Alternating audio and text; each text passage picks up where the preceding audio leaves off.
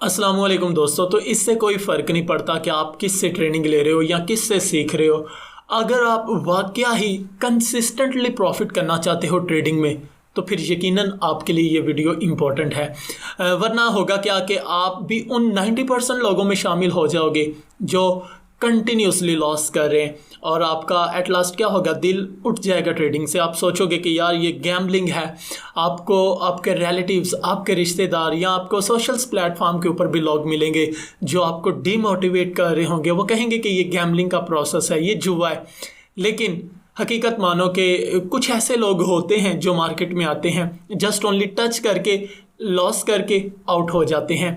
ये कोई आसान काम नहीं है। बाय करना या सेल करना, खरीदो फरोख्त एक आर्ट है, ठीक है। हर एक के बस की बात नहीं है ये।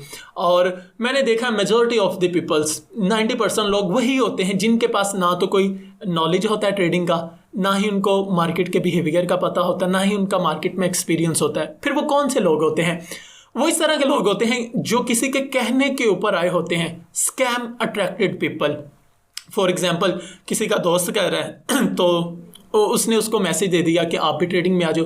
किसी का रिलेटिव, किसी ने सोशल प्लेटफॉर्म से देखा, यानी कि किसी के कहने के ऊपर मार्केट में आए और इन्वेस्ट कर दी। और इन्वेस्ट करने के बाद फिर क्या हुआ? फिर वो लॉस करते हैं।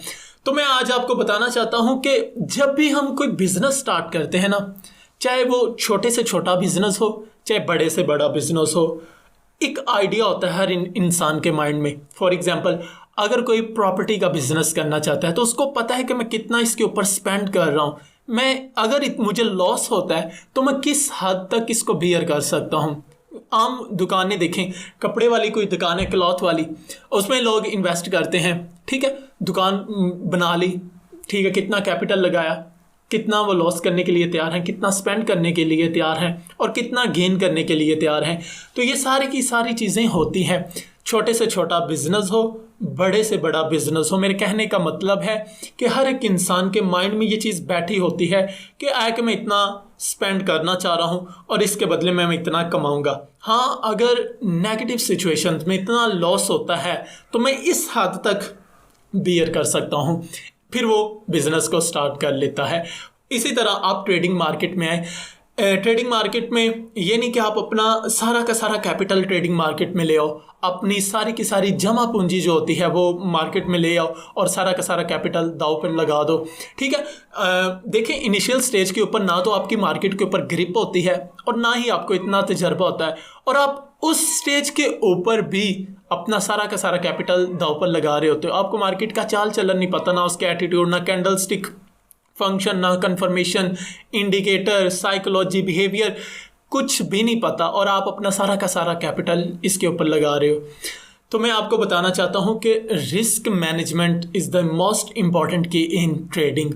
रिस्क मैनेजमेंट जितना आपका स्ट्रॉन्ग होगा उससे ही आप मार्केट में सस्टेन कर पाएंगे। जितनी स्ट्रॉन्ग मनी मैनेजमेंट डिसिप्लिन आपका होगा उतना स्ट्रॉन्ग आप मार्केट में सर्वाइव कर सकते हो। याद रखना कि मार्केट में आपको हर एक चीज़ डिस्ट्रॉय करने की कोशिश करेगी। मार्केट में हर एक पैटर्न, हर एक चाल आपको तबाह करने की कोशिश करेगी। अगर आपका किसी ने दामन पकड़ना है या किसी ने आपको सपोर्ट देनी है, किसी ने आपको सहारा देना है, या ट्रेडिंग मार्केट की दुनिया में अगर आपका कोई वाहिद हीरो है तो वो just only money management discipline, risk management ratio है। इसके अलावा कोई भी सगा नहीं है आपका मार्केट में। हर एक कदम आपको लॉस की तरफ लेके चलेगा।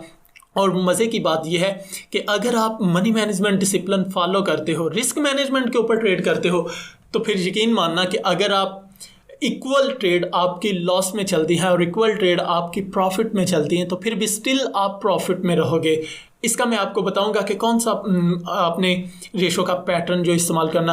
आमतौर पर तो इनिशियल स्टेज पर और बड़े ट्रेडर्स भी 1:2 का ही पैटर्न इस्तेमाल करते हैं, लेकिन जब आपकी मार्केट के ऊपर ग्रिप होती है तो फिर आप 1:3, 3:5 पैटर्न अपने चेंज करना स्टार्ट कर दे। तो ये वही पैटर्न है कि मैं इतना लॉस करना चाह रहा हूँ और इसके बदले मैं इतना प्रॉफिट करना चाह रहा हूँ। तो बेसिकली ये रिस्क मैनेजमेंट का फिनोमेना होता है।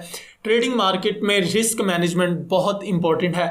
अपने माइंड में ये बात बिठा लें कि मैं अगर ये एक ट्रेड ले रहा हूँ तो इसमें मेरा कितना लॉस होना चाहिए। अगर लॉस नहीं होता, तो अगर मेरा टारगेट हिट होता है तो कितना होना चाहिए। बेसिकली इस टारगेट को सेट करना ही रिस्क मैनेजमेंट होता है, और बगैर टारगेट सेट किए ट्रेड लेना ये मनी मैनेजमेंट डिसिप्लिन के खिलाफ होता है, रिस्क मैनेजमेंट के खिलाफ होता है। इसमें आपका अकाउंट वॉश आउट हो सकता है, ठीक है।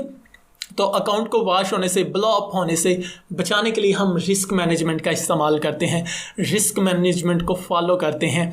तो रिस्क मैनेजमेंट के ऊपर ट्रेड करें, ट्रेडिंग प्लान के ऊपर ट्रेड करें। अगर आपके पास कोई मिस्टेक होती है तो ट्रेडिंग जर्नल बनाएं, साथ साथ उसको राइट डाउन करें, लिखें कि आया कि ये मेरी एंट्री थी तो ऐसा हुआ, लॉस हुआ, प्रॉफिट हुआ, साथ साथ नोट डाउन करते जाएं, और एट लास्ट आपको स्टिल आप प्रॉफिट में रहोगे, ठीक है। अगर आप इसको फॉलो नहीं करते तो स्टिल आप लॉस में रहोगे। बहुत से इसके डिसएडवांटेज मैं कंप्लीटली एक्सप्लेन नहीं कर सकता, लेकिन कहने का मतलब ये है कि जब भी आप ट्रेडिंग मार्केट में आए तो अपना रिस्क मैनेजमेंट सेट करके आएँ। इसके अलावा मार्केट में ट्रेड मत किया करें।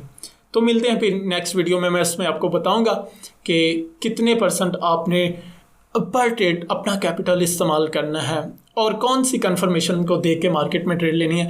ये बेसिकली एक कंप्लीट कोर्स मैं बनाने की कोशिश करूँगा। तो इंशाल्लाह मिलते हैं नेक्स्ट वीडियो में।